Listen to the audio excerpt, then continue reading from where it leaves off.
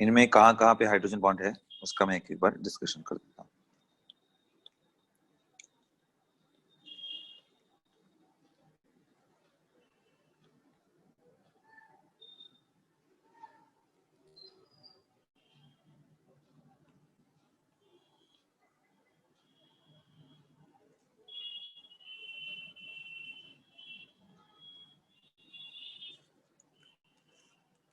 तो first case में होगा, आंसर है नहीं, क्योंकि उसका स्ट्रक्चर आप देखिए। क्या यहाँ हाइड्रोजन नहीं है ना, लेकिन हाइड्रोजन डायरेक्टली हाई इलेक्ट्रोनेगेटिव से नहीं जुड़ा है, ऑक्सीजन से जुड़ा नहीं ना है जी। ये समझ में आ रहा है बात ना। तो जब तक वो डायरेक्टली उससे जुड़ेगा नहीं तब तक उस पे उतना चार्ज प्लस आएगा नहीं, और तब तक वो सेकेंडरी इंटरेक्शन उसका उतना अच्छा नहीं होने वाला है। इसलिए जरूरी है कि डायरेक्टली जुड़ा रहे। जैसे यहाँ पे भी आप देखो तो स्ट्रक्चर को अगर हम ओपन करें तो ये ऐसा है। क्या यहाँ पे होगा? आंसर है बिल्कुल नहीं। यहाँ होगा? बिल्कुल नहीं। यहाँ होगा? जी हाँ सर, क्योंकि ओ एच डायरेक्टली जुड़ा है। अच्छा सर, तो आप दिखा सकते हैं कैसे होगा? हाँ बिल्कुल दिखा सकता हूँ बेटा, बिल्कुल दिखा सकता हूँ, ऐसे होता है। अगर आप इसको नॉन पोलर सॉल्वेंट जैसे बेंजीन में डाल दें तब तो ये इतना बेहतरीन होता है कि दोनों तरफ से वो जुड़ा रहता है। ये ऑक्सीजन से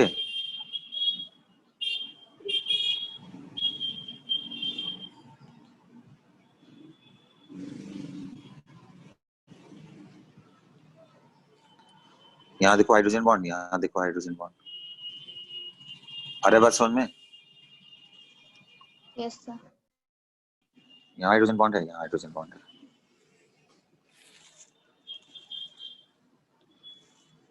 राइट। तो आप समझ लीजिए कि इसी को हम लोग डिस्कस करने की कोशिश कर रहे हैं।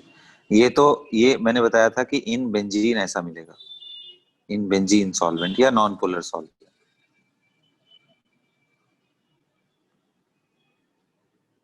ये एच बॉन्ड है।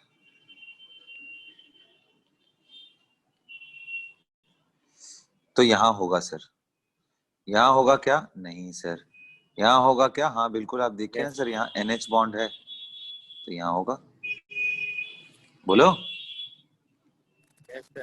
यहाँ NH बॉन्ड है, हाँ बिल्कुल। तो हमें तीन चीज देखना है, या तो OH हो, या तो NH हो, या तो FH हो। है तो हाइड्रोजन बॉन्ड है, वरना कुछ स्पेशल केसेस में भी हाइड्रोजन बॉन्डिंग मिलती है, वो मैं आगे आपको दिखाऊंगा, है ना। यहाँ हाइड्रोजन बॉन्ड है, यस सर। बिल्कुल होगा। क्या ये OH बॉन्ड को हाइड्रोजन बॉन्ड बोलते हैं? क्या ये जो OH बॉन्ड है बेटा, अगर आपसे कोई क्वेश्चन पूछे क्या ये हाइड्रोजन बॉन्ड है? No sir. No sir. नहीं बेटा, ये हाइड्रोजन बॉन्ड नहीं, ये कोवलेंट बॉन्ड है। तो हाइड्रोजन बॉन्ड क्या है? हाइड्रोजन बॉन्ड अगला वाला जो मैं बना के दिखा रहा हूँ आपको, ये है हाइड्रोजन बॉन्ड।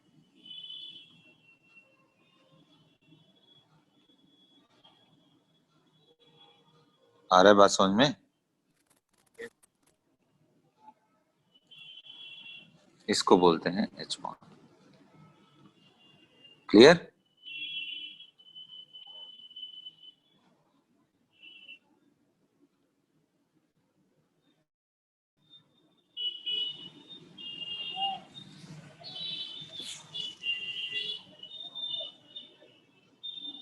क्लियर है बच्चों?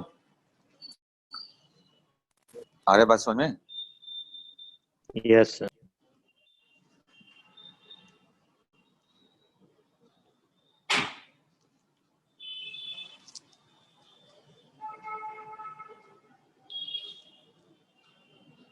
अच्छा, नेक्स्ट। तो अब अगले वाले में हाइड्रोजन बॉन्ड है क्या? हाँ सर बिल्कुल है। इसमें है क्या? सर नहीं है। नहीं है। इसमें है क्या? बिल्कुल। इसमें? बिल्कुल। इसमें? यस सर, समझ में आया? यस बोलिए। सर। अब देखो बच्चों, अब आप हाइड्रोजन बॉन्ड सीख गए, अब नेक्स्ट स्टेप आगे चलते हैं, उसको बोलते हैं classification of hydrogen bond.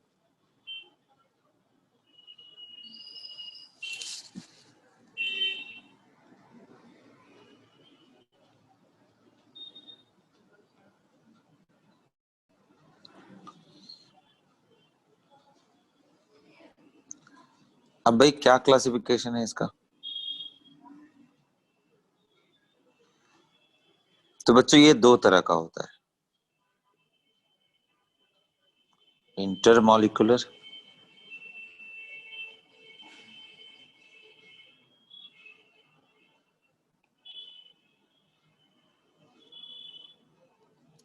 And second क्या होता है, इंट्रा।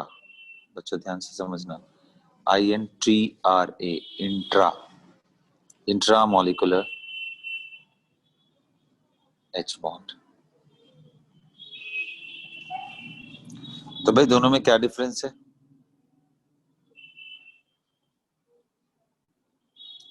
तो जो इंटरमॉलिक्यूलर H बॉन्ड है बेटा,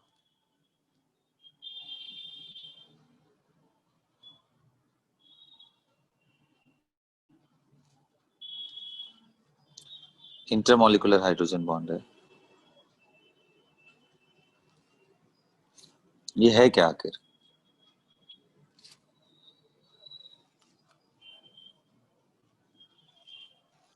तो इंटरमॉलिक्यूलर हाइड्रोजन बॉन्ड का मतलब कि बिटवीन टू मॉलिक्यूल्स, जैसे H2O, हमको मालूम है H2O के डाइपोल्स अगर हम देखें तो एक लोन पेयर पार्शियल नेगेटिव, दूसरा लोन पेयर वो भी पार्शियल नेगेटिव। तो अगर हाइड्रोजन बॉन्डिंग की बात करूं तो H2O के चारों तरफ ऐसे जुड़े हुए हैं,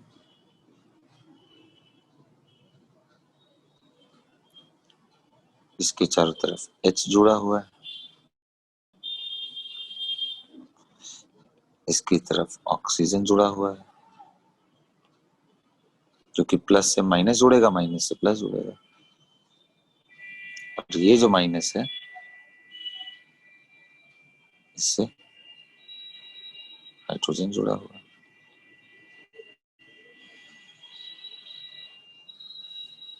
तो अगर मैं बोलूं कि एक वाटर मॉलिक्यूल से कितने वाटर मॉलिक्यूल जुड़े हैं,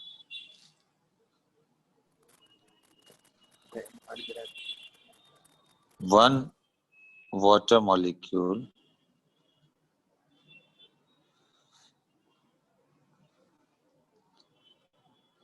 is surrounded by 4 water through hydrogen bond.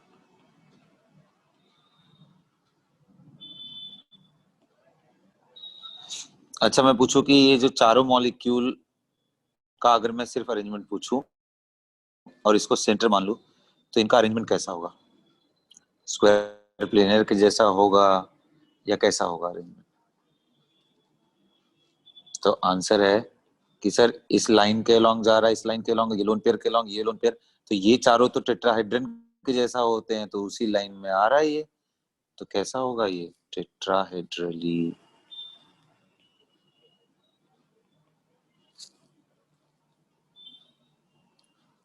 आ रहा है बात समझ में बच्चों?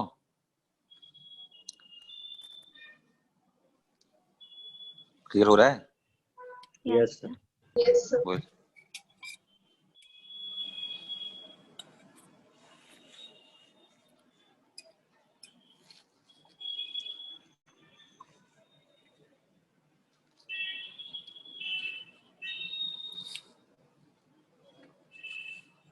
इसका बॉइलिंग पॉइंट कितना है? 0 सॉरी है कि नहीं? Yes sir. H2O का बॉइलिंग पॉइंट कितना होता है? 100 एट 1 atm प्रेशर, यही है ना बेटा? Yes, sir. प्रेशर के साथ चेंज भी होता है। हाँ बेटा, इसलिए तो लिखा है ना 1 atm पे। अरे बात समझ में? यस अच्छा, तो ये कौन सा एग्जाम्पल है? तो आंसर है इंटर मॉलिक्यूल, मतलब एक मॉलिक्यूल का दूसरे मॉलिक्यूल के साथ association.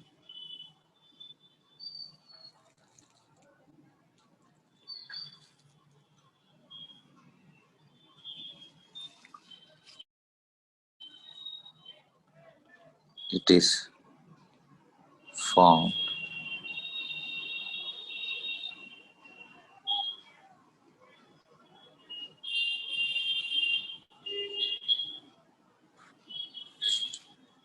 Between different molecule. Different का मतलब ये मत समझ लेना जी, डिफरेंट मॉलिक्यूल का मतलब ये मत समझ लेना कि एक वाटर दूसरा अमोनिया, ऐसा नहीं है। डिफरेंट मॉलिक्यूल का मतलब एक H2O और दूसरा H2, ये दो अलग अलग मॉलिक्यूल।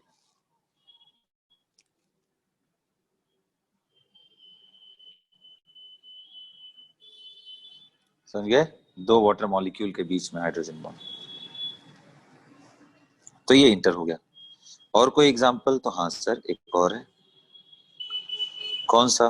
तो हाइड्रोजन एंड फ्लोरीन, HF। यहां थोड़ा समझना, HF में जो हाइड्रोजन बॉन्ड है बेटा, वो सीधा सीधा ना होकर के फ्लोरीन के साइड से ये थोड़ा सा मुड़ा रहता है।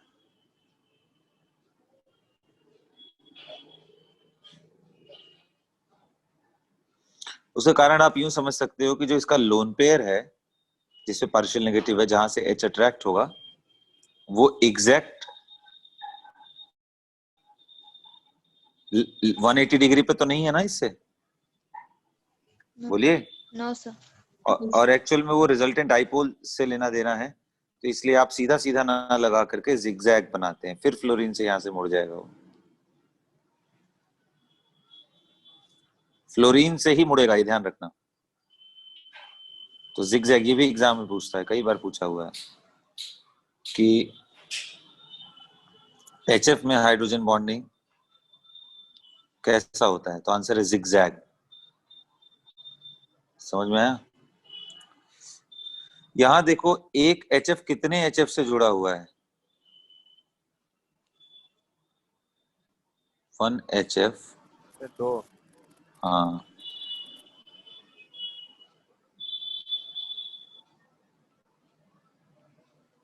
इसका मालूम है बॉइलिंग पॉइंट कितना है? 20 डिग्री। जबकि इसका देखो कितना है, 100 डिग्री। भाई अगर आप दिमाग लगाओ तो हाइड्रोजन और फ्लोरीन का तो ये तो स्ट्रांग होता है ना जी, और ये उससे तो कमजोर ही है ना ऑक्सीजन। यस क्यों? Yeah. तो यार बॉइलिंग पॉइंट कम क्यों है? बढ़ना चाहिए।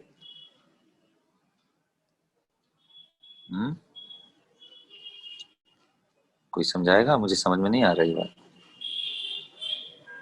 बॉइलिंग पॉइंट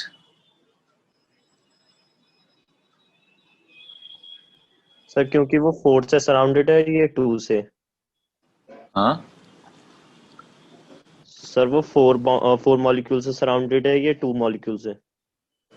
बिल्कुल, क्योंकि सर सिर्फ कितना स्ट्रांग है उससे नहीं, यहाँ नंबर ज्यादा है ना, तो इस वजह से। अच्छा बच्चों, ये अंडरस्टूड है कि ये जो मैं बॉन्डिंग बता रहा हूँ, ये परमानेंट स्ट्रक्चर, क्या ये ऐसे रहता है हर स्टेट में? तो आंसर नहीं, हर स्टेट में ऐसे नहीं रहता है। ये मैं जो बात कर रहा हूँ उनके सॉलिड क्रिस्टल की बात कर रहा हूँ, ये आइस का मैं बात कर रहा हूँ, ये इसके सॉलिड का, HF सॉलिड का मैं बात कर रहा हूँ। ठीक है? क्योंकि लिक्विड जब भी आते हैं तो एक HF मूव करता रहता है, उसमें बॉन्ड बनेगा, ब्रेक हो जाएगा, बनेगा, ब्रेक हो जाएगा, लेकिन इस तरह से परमानेंटली फिक्स तभी होता है जब वो सॉलिड बना रहा हो। समझ में आया ना? अच्छा, जब जब ये टेट्राहेड्रल तरीके से आएगा तो ये बीच बीच में जगह छोड़ देगा कि नहीं? फिर अगले वाले भी टेट्राहेड्रल की तरह से आएंगे, बोलो। Yes, sir. तो इसके वजह से बीच में काफी ज्यादा जगह छूट जाता है, और जिसमें जगह छूट जाए यानी वॉल्यूम बढ़ गया, मास उतना ही है, वॉल्यूम बढ़ गया तो डेंसिटी क्या होगा जी? इसीलिए जो आइस है अपने इस रेगुलर स्ट्रक्चर, टेट्राहेड्रल स्ट्रक्चर के वजह से इसका डेंसिटी लेस होता है। समझ में आया? Density of ice is less than water.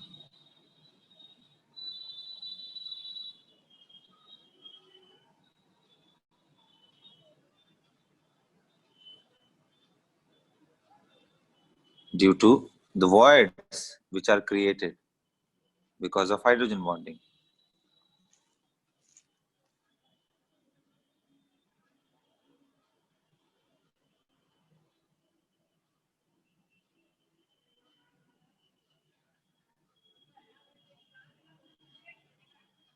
During H bond formation in ice. समझ गया ना? इसके वजह से इसका डेंसिटी कम हो जाता है। ठीक, अब आती है बात, ये कर लिया। ऐसे ही अमोनिया का भी आप बनाओगे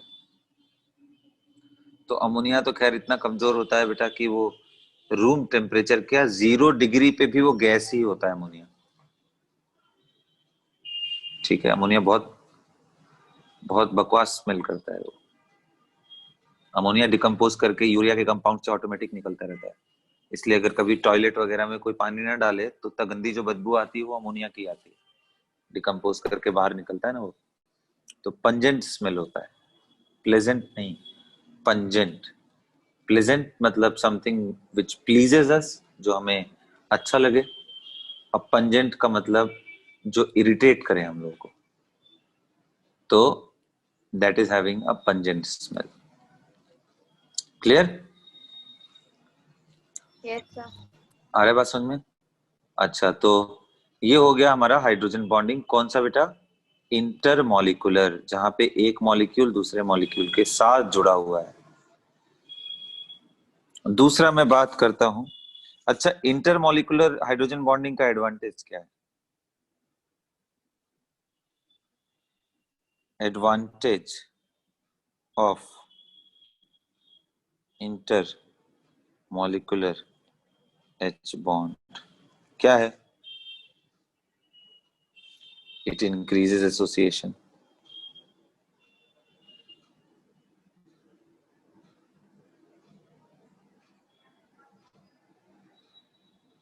मॉलिक्यूलर एसोसिएशन मतलब एसोसिएशन इंक्रीज होगा तो बॉइलिंग पॉइंट इंक्रीज होगा, है कि नहीं? इट इंक्रीजेस, बोलिए बच्चों। Yes sir. Boiling point. अब ठीक है,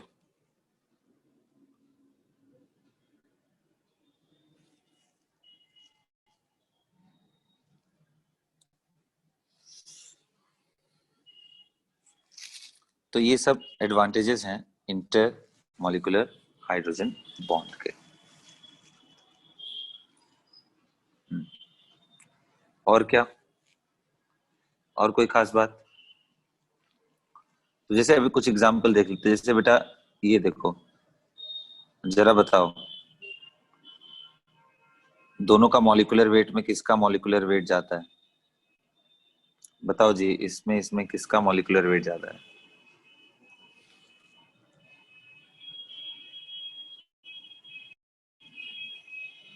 हम्म, बताओ बच्चों।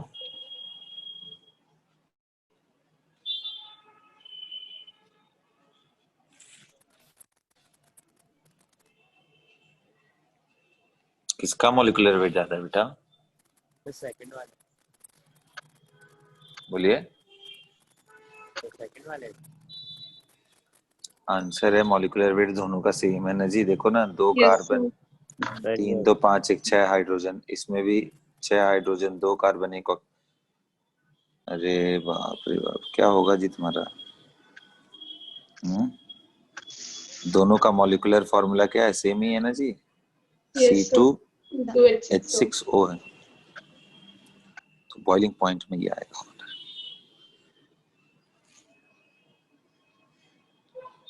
समझ में आया? तो ये हाइड्रोजन बॉन्डिंग का कमाल है।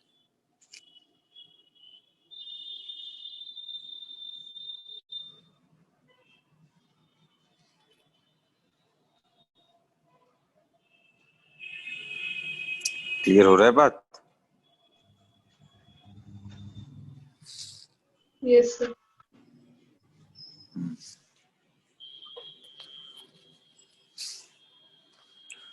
तो अब ये बात रही इसका, ऐसे बहुत सारी चीजें और भी आती हैं। ओके, तो खैर अब आगे बढ़ते हैं हम लोग, इंट्रा मॉलिक्यूलर देखते हैं सेकंड एग्जाम्पल। अच्छा बच्चों, एक और बात बताना मैं इसमें ऐड करना चाहूंगा कि ये हाइड्रोजन बॉन्ड इतना स्ट्रांग होता है कि hydrogen bond is present in solid, liquid and even gas form also. Gas नहीं बोलना चाहिए, even vapour form also, right. अब वो क्यों बोल रहा हूं कि जब आप HF सॉलिड को लिक्विड बनाएंगे और लिक्विड से जब आप इसको गैस बनाते हैं तो भी ये H2F2 के फॉर्म में निकलता है बिकॉज ऑफ हाइड्रोजन बॉन्डिंग। इतना ये इफेक्टिव होता है हाइड्रोजन बॉन्डिंग कि जब ये वेपर फॉर्म में आता है तब भी ये डाइमर के फॉर्म में एग्जिस्ट करता है। और कभी कभी तो उससे भी ज्यादा, डिपेंड करता है टेम्परेचर क्या है। 4 मॉलिक्यूल एक दूसरे से जुड़े रहते हैं। समझ में आ रहा है? यहाँ देखो, यहाँ से समझ में आएगा। जब आप इवापोरेट करोगे तो बेसिकली कोई ना कोई टूटेगा, तो ये दोनों एक साथ ही रह जाते हैं। ऐसे ही ऐसे ऐसे एसोसिएशन बन जाता है। समझ में आ रहा है बात? तो ये सभी जगह प्रेजेंट रहता है। ये लिक्विड में भी है, इसमें तो आपको मैंने दिखाया ही, लिक्विड में भी बनेगा, ब्रेक होगा। यहाँ चले जाओगे तो इस फॉर्म में एग्जिस्ट करता है। अच्छा, नेक्स्ट बात, अब आता है हमारा बात इंट्रामोलिकुलर हाइड्रोजन, है ना।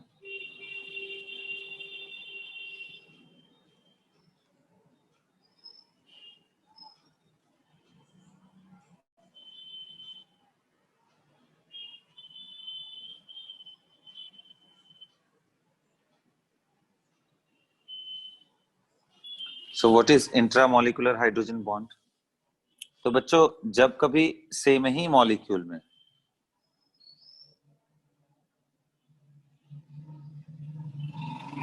it is present within single molecule,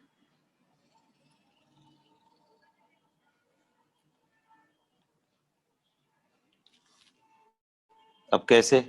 तो ये देखो, इसको बोलते हैं नाइट्रोफिनॉल।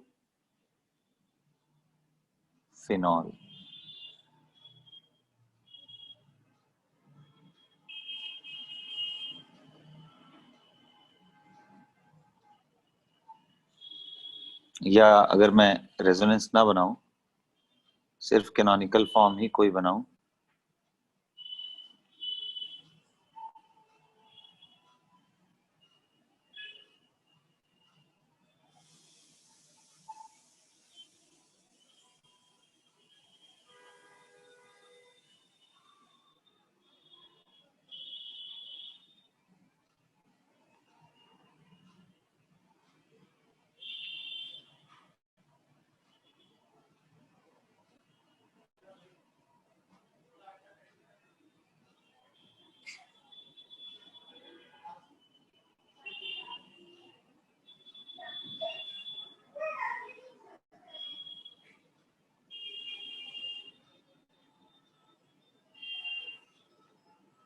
ये है बेटा। अरे बात समझ में? ये जो आप यहां देख रहे हो, ये पोर्शन, ये है, देखो,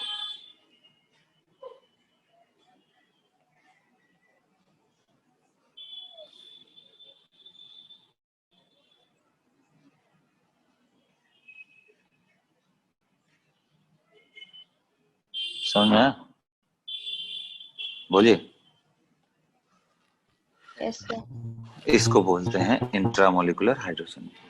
तो ओ नाइट्रोफिनॉल को बोलते ऑर्थोनाइट्रोफिनॉल इसको, क्योंकि इसके रेस्पेक्ट में ये OMP 3 पोजीशन होता है, ऑर्थो मेटा पैरा। इसके बारे में हम ऑर्गेनिक में और डिस्क्लोज करेंगे। वैसे आप समझ लीजिए कि अगर कोई ग्रुप लगा हो, कोई भी ग्रुप, तो इस पोजीशन को बोलते हैं इप्सो, इसको बोलते हैं ऑर्थो, इसको बोलते हैं मेटा, इसको बोलते हैं पैरा। फिर से ये वाला मेटा होगा, ये होगा ऑर्थो, तो इसलिए इसका नाम है ऑर्थो नाइट्रोफिनॉल या फिर ओ नाइट्रोफिनॉल। तो बेटा देखो, आप यहाँ से ध्यान से इस ग्रुप के रिस्पेक्ट में, अगर इधर जाओ नंबर 1 पे ऑर्थो है, इधर जाओ तो भी 1 पे ऑर्थो है, इधर से दूसरे नंबर पे जाओ तो मेटा, इधर से भी दूसरे नंबर पे मेटा, तीसरे नंबर पे किधर से भी साइड आओगे तो उसको बोलते हैं पैरा। पैरा का मतलब पैरामैग्नेटिक नहीं है, पोजीशन है ये। Ortho Meta para is a relative position. और बताऊं इंट्रामोलिकुलर हाइड्रोजन बॉन्ड, और एक दिखाता हूं यहाँ पे।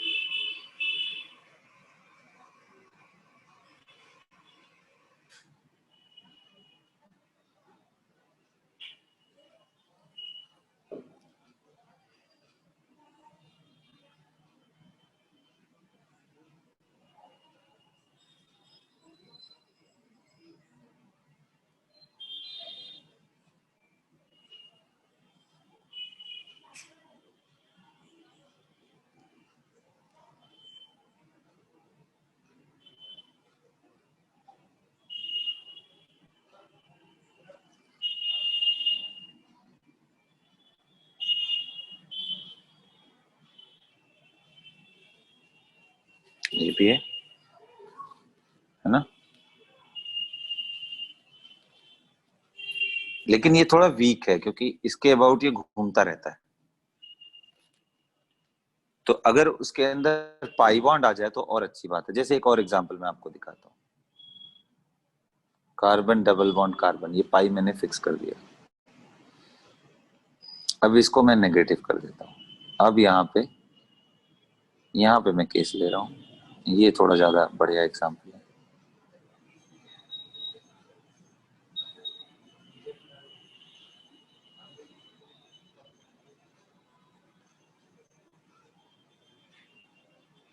ये एसोसिएशन ज्यादा अच्छा है, कंप्लीट नेगेटिव हो गया वो।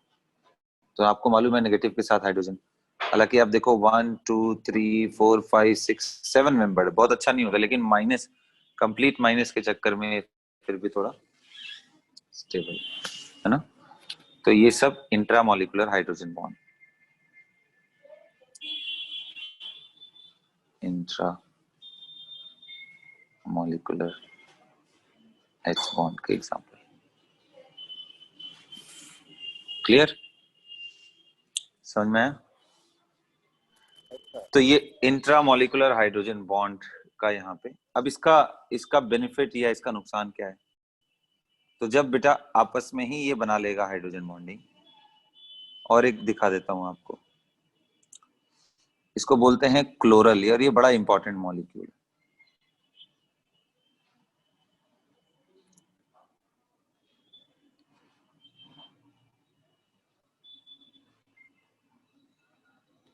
और इसमें अगर आप इसको वाटर में डाल दीजिए तो बन जाता है उसका हाइड्रेट।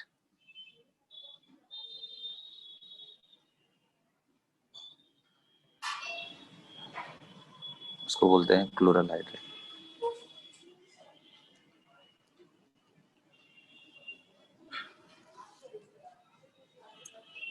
तो ये पार्शियल नेगेटिव, ये पार्शियल पॉजिटिव।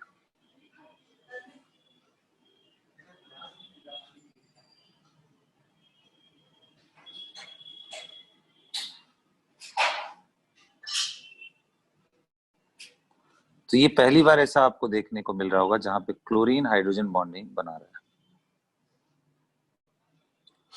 लेकिन इसमें भी ऑक्सीजन जुड़ा किससे है, सॉरी हाइड्रोजन किससे जुड़ा है, डायरेक्टली ऑक्सीजन से। अलग बात है कि सेकेंडरी इंटरेक्शन वो क्लोरीन से कर रहा है, तो ये हाइड्रोजन बॉन्ड है। This is one of very important example among chlorine, क्योंकि क्लोरीन का बहुत इफेक्टिव हाइड्रोजन बॉन्ड्स में बहुत कम ही केसेस हैं, उनमें से ये एक है। तो उसमें भी डायरेक्ट क्लोरीन से नहीं जुड़ा है, ये जुड़ा ऑक्सीजन से है फिर क्लोरीन। इसी तरह का एक और एग्जाम्पल आता है जब दो चीजों को आपस में मिलाते हैं, एसीटोन और क्लोरोफॉर्म को। क्लोरोफॉर्म ये होता है बेटा, 3 क्लोरीन एक ही कार्बन पर अटैच। तो हालांकि ये डायरेक्ट क्लोरीन से नहीं कार्बन जुड़ा, फिर भी ये हाइड्रोजन बॉन्ड जाता है। मतलब ये उतना अच्छा तो नहीं है, बट है ये ठीक ठाक, है ना। यहाँ पे ना तो वो हाइड्रोजन ऑक्सीजन से जुड़ा है, ना तो नाइट्रोजन से, लेकिन ये हम एग्जाम्पल आपको 12th क्लास में पढ़ाएंगे जब पॉजिटिव एंड नेगेटिव डेविएशन पढ़ा रहे होंगे हम आपको। ठीक, फिलहाल भी आप इतना ध्यान रखिए। क्लियर है? इंट्रामोलिकुलर हाइड्रोजन बॉन्ड क्लियर हो रहा है? आप फ्लोरीन ले लो तो और अच्छा बनेगा, फ्लोरल हाइड्रेट। जो ClCl लिया हुआ है उसकी जगह अगर फ्लोरीन ले लो और भी बढ़िया बन जाएगा। आ रहा है बात समझ में? Yes, Yes. sir. Yes. Yes, sir.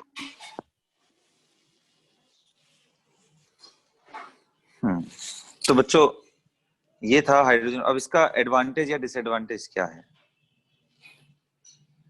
अब देखो इसका डिसएडवांटेज बोलूंगा कि चूंकि आपस में ही ये एक ही मॉलिक्यूल में ये सेटिस्फाई हो जा रहा है,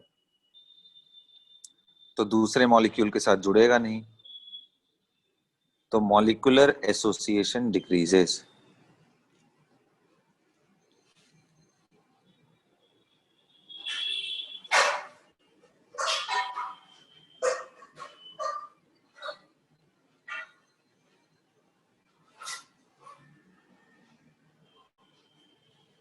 क्या है भाई? Molecular association decreases. आपस में जुड़ते नहीं है बहुत सारे मॉलिक्यूल, जैसे उसमें था वो जुड़ जा रहा था। तो ये आपको मालूम है ओ नाइट्रोफिनॉल है, जबकि दूसरा मैं बात करूं तो पैरा, ये पी नाइट्रोफिनॉल है। And this is the reason why para-nitrophenol have more boiling point than orthonitrophenol. इसका बॉइलिंग पॉइंट ज्यादा होता है, पैरानाइट्रोफिनॉल का ज्यादा होता है ऑर्थोनाइट्रोफिनॉल के कंपैरिजन। समझ में आया बात? बोलिए। Yes, sir.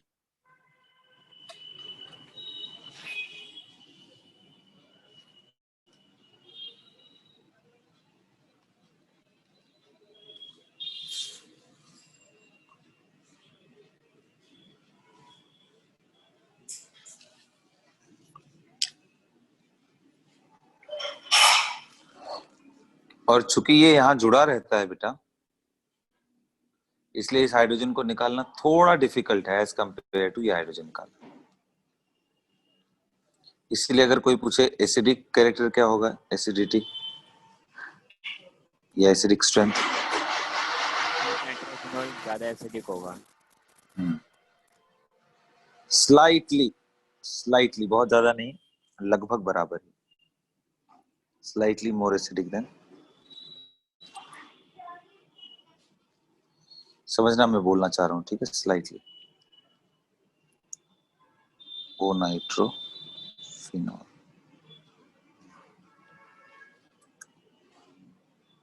समझे? समझ में आया? Yes, sir. Yes, sir. Yes, sir. ये उसका एडवांटेज समझो या डिसएडवांटेज। इस तरह का चीज होता है इसमें। ठीक है, तो बच्चों इसी के साथ पूरा हाइड्रोजन बॉन्डिंग खत्म होता है।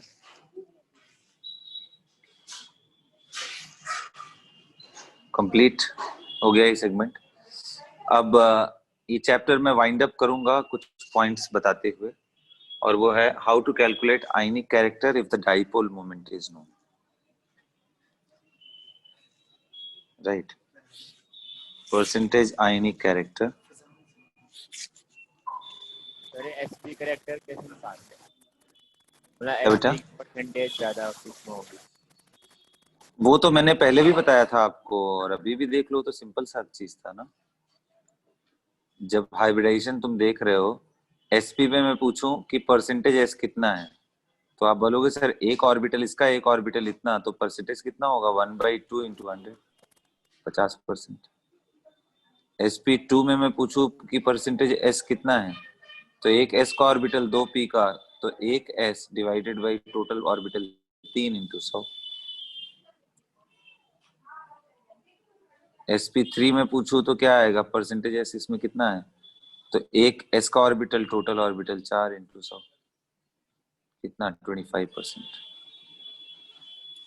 ये उतना आसान है। ठीक, अब मैं percentage ionic character in a covalent molecule, right, by observed dipole moment।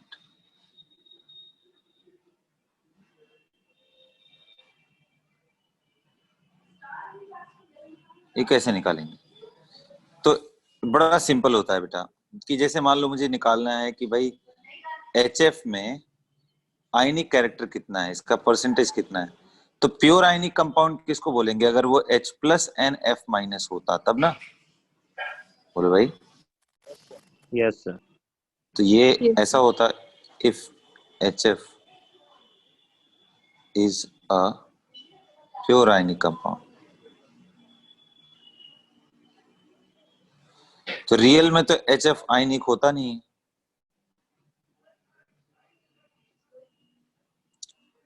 तो रियल में अगर वो आयनिक नहीं होता है, लेकिन कुछ तो इलेक्ट्रोनेगेटिविटी गैप के वजह से चार्ज हो ही जाता है उस पर, तो जिसका म्यू का वैल्यू है उसको बोलते हैं म्यू ऑब्जर्व्ड।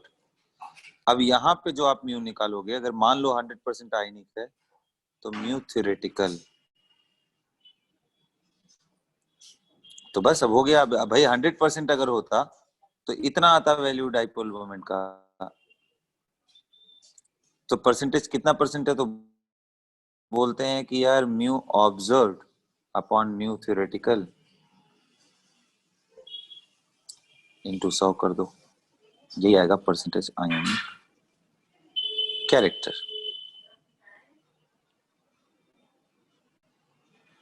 अब इसका एक बहुत पॉपुलर यूनिट है, उसी में सब गड़बड़ी होता है ना, उसी को मुझे आपको सिखाना है।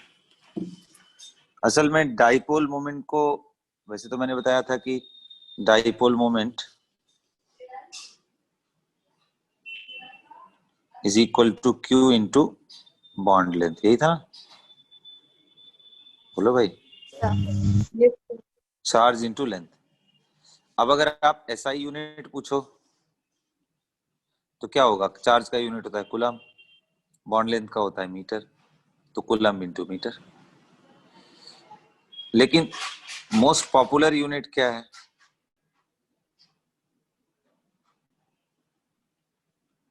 वो है बेटा डे बाई। क्या बोलते हैं? Day by, denoted by D. अब ये होता क्या है? तो बेटा इसको अगर मैं लिखूं तो 1 debye is equal to होता है 10⁻⁻18 ESU centimetre. Very very important. अब ये ESU क्या है भाई? ESU चार्ज का यूनिट है बेटा, बोलते हैं इसको इलेक्ट्रोस्टैटिक यूनिट। क्या बोलते हैं बेटा ESU को? बोलिए। Electrostatic units. Electrostatic unit 1 day by को यही बोलते हैं। या फिर इसी ESU को स्टैट कूलम भी बोलते हैं, स्टैट कूलम,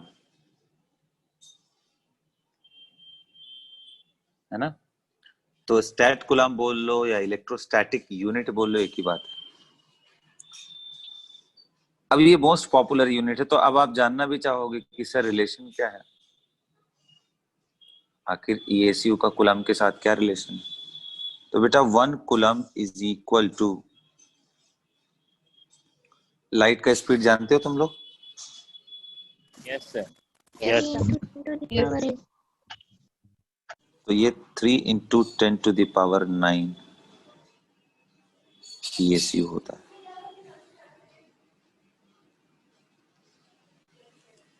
1 कूलम को इतना बोलते हैं।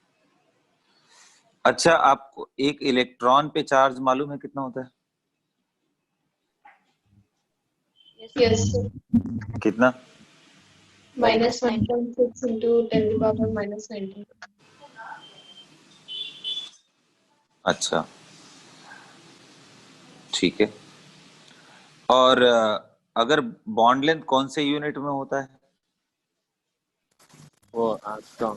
एंगस्ट्रॉम मोस्टली होता है, और एंगस्ट्रॉम में होता है ना। तो अगर मैं उसके हिसाब से सोचने की कोशिश करूं कि एक वैल्यू ही निकाल लेता हूं, यार मोस्टली क्या आएगा कि 1 electronic charge multiply by 1 angstrom, ये कितना आएगा देख लेते हैं एक बार। तो 1 electronic charge will be 1.6 into 10⁻⁻19 coulomb, और 1 एंगस्ट्रॉम, क्योंकि मैं इस यूनिट में लेके आना चाहता हूँ, राइट। एक इलेक्ट्रॉनिक चार्ज और 1 एंगस्ट्रॉम का मल्टीप्लाई करने पे कितना आता है वैल्यू इस यूनिट में, वो निकालना चाहता हूँ। तो 1.6 इंटू 10⁻⁻19 कूलम और मल्टीप्लाई बाई 1 एंगस्ट्रॉम कितना होता है? 10⁻⁻8 सेंटीमीटर, क्योंकि 10 मीटर होता है, सेंटीमीटर में 8 आएगा। तो अब इसका गुणा कर देते हैं। अच्छा, इस कूलम को भी मैं चेंज करूंगा, या तो पहले यहाँ 10 ही रख लो, बाद में चेंज कर लेंगे, और वो मीटर रख दो। अब इसको एक काम करते कूलम, तो अभी मैंने देखा था कि एक कूलम के बराबर कितना होता है? 3 इंटू 10⁻9, तो यहाँ लिखूंगा 1.6 into 3 into 10⁻9 ESU into 10⁻⁻8 centimetre. तो देखो मिल गया ना, ESU एन सेंटीमीटर। Yes, sir. अब मैं ये लिख दूंगा, इसको लिख दूंगा 4.8 इंटू, अब ये देखो -10 हो गया और -8 -80 ESU सेंटीमीटर। तो कितना सिंपल हो गया बेटा, इसका मतलब 4.8 डे बाई, या सिंपली D, और 4.8 D डे बाई। तो इसको क्यों याद करा रहा हूं मैं, E इंटू एंगस्ट्रॉम का वैल्यू इतना क्यों याद करा रहा हूं? याद कर जाओ कि 1 E इंटू 1 एंगस्ट्रॉम का वैल्यू इतना होगा, ये याद कर जाओ।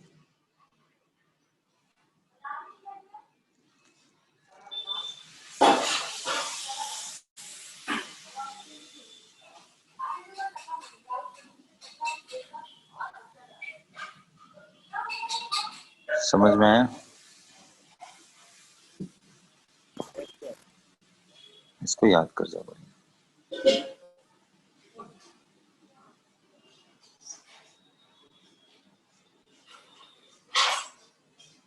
क्लियर? ये है पूरा चीज, 1 E इंटू 1 एंगस्ट्रॉम।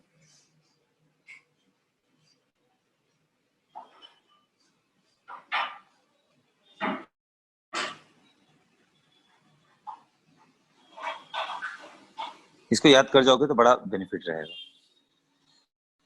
अब जैसे मान लो मैं क्वेश्चन दे रहा हूं और तुमसे पूछता हूं, ठीक है, तो तुम मुझे आंसर करना।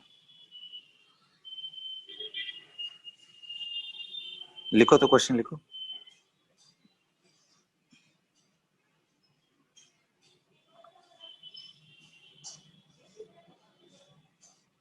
लिखो, इफ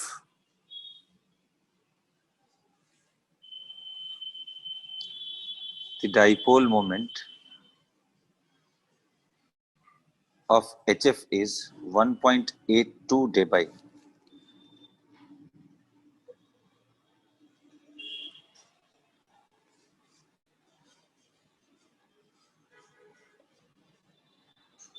HF is 1.8 लगभग मान लो dpi.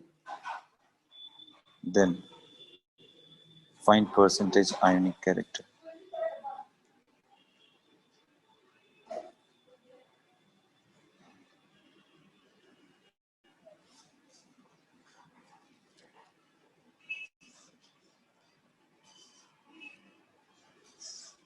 क्या दिया हुआ है आपको?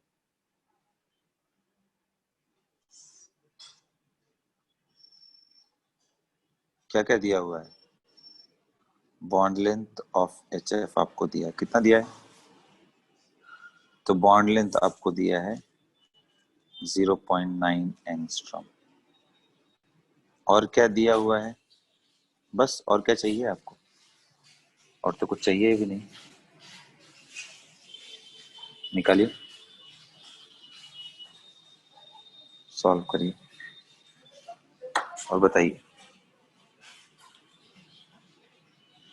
इसका थ्योरेटिकल क्या होगा वो डाइपोल? बेटा जो ऑब्जर्व्ड वैल्यू है वही तो थ्योरेटिकल है ना. सॉरी, ऑब्जर्व्ड वैल्यू तो ये है. अब थ्योरेटिकल दिमाग लगाओ यार, वही तो निकालना है. एक ही चीज तो बचा है, वो भी बता दूंगा तो कैसे काम चलेगा.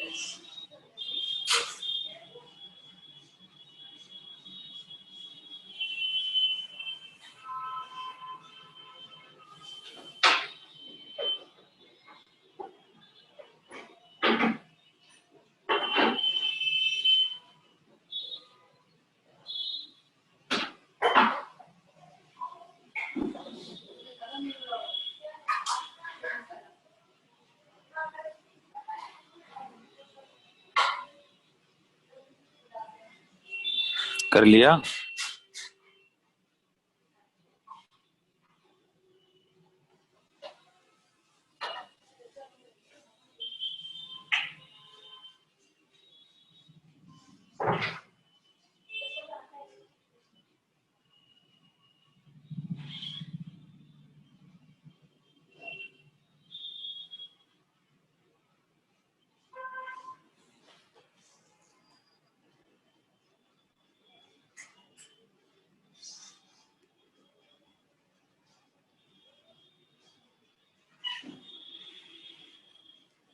हो गया बच्चों?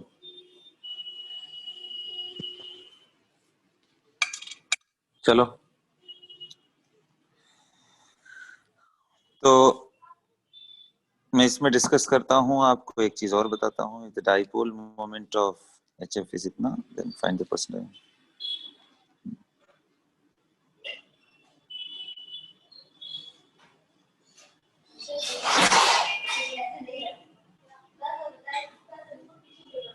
है ना? अब देखो कैसे करेंगे. तो पहली बात HF का अगर मैं आयनिक मान लूं, if HF is 100% ionic, then it will be H plus and F minus, और इनके बीच का लेंथ कितना होगा 0.9 मान के ही चल रहा हूं। तो म्यू थ्योरेटिकल का वैल्यू कितना होगा फिर, तो बोलोगे Q इंटू डी। तो Q का वैल्यू क्या है 1 इलेक्ट्रॉनिक चार्ज इंटू डी का वैल्यू कितना है 0.9 एंगस्ट्रॉम। और अभी मैंने बताया था कि E इंटू एंगस्ट्रॉम का वैल्यू 4.8 डी, दिमाग में सेट कर लो। 41% आ रहा है। तो अभी अगर ये इतना हो गया, ठीक। अब मैं परसेंटेज आयनिक कैरेक्टर बताऊं तो mu observe divided by mu theoretical into 100।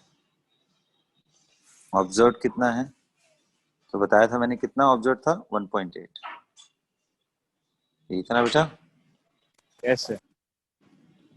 D, और नीचे कितना है 0.9 इंटू 4.8 डी इंटू 100। तो ये 2 टाइम से डी खत्म हो गया, 2/4.8 यानी 1/2.4 इंटू 100। अब बताओ कितना आएगा।